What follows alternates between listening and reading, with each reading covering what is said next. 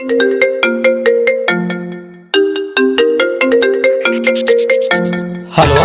Hello जान कैसन बारू हो? जान हम ठीके बानी, अपन बताब। हमरा के कबो नहीं खेला भुलाई जान। ना सुनील ओके हम कबो न भुला सकीले। डीजे मिठू राजा पटसोनी।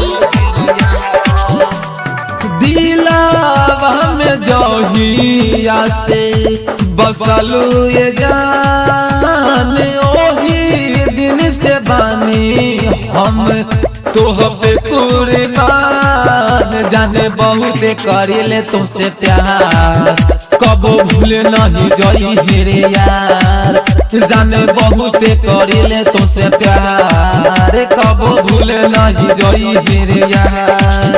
अरे आई सन बतिया नहीं बोलो ये जान, तू ही बन के बसल बड़ा हमरो परान। जाने बहुत करिले तुमसे प्यार, हम भूल नहीं पाई यार। जाने बहुत करिले तुमसे प्यार, हम भूल नहीं पाई यार। डीजे मिठू राजा पटसोनी।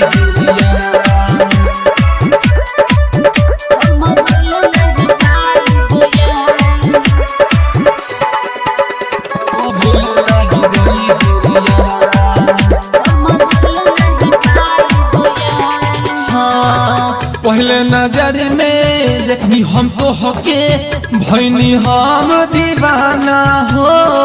कैसे हम रहतानी दिलवा के सहतानी, तू ही बताव जाने जाना हो। तू ही बताव जाने जाना हो। पहला नजर में देखनी हम तो होके भैनी हम दीवानी हो। कैसे हम रहतानी दिलवा के सहतानी, तू ही बताब जान जाना हो। पहले के याद आवे कॉलेज के प्यार जानू, पहले के याद आवे कॉलेज के प्यार, कब भूल नहीं जाई हेरे यार। जाने बहुत करेले तो से प्यार, जान बहुत करिले तो से प्यार, हम भूल नहीं पाई यार।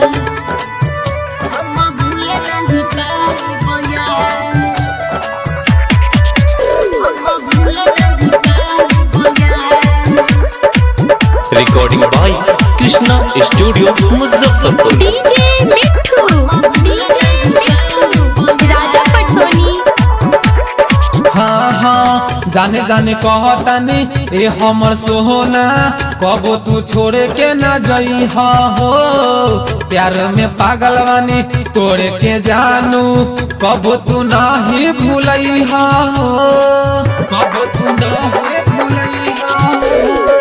जन जन कहतानी ए हमर राजा, कबो न छोड़ी के जई हो। प्यार में पागल बानी तोहरा ये जानू, कबो नहीं तू भूलई हो। विकास सोनी कहे इहे बार बार, सुनीला सोनी जानू करी तो से प्यार, कबो भूल नहीं जाई हेरे यार। जाने बहुत करिले तो से प्यार, जान बहुत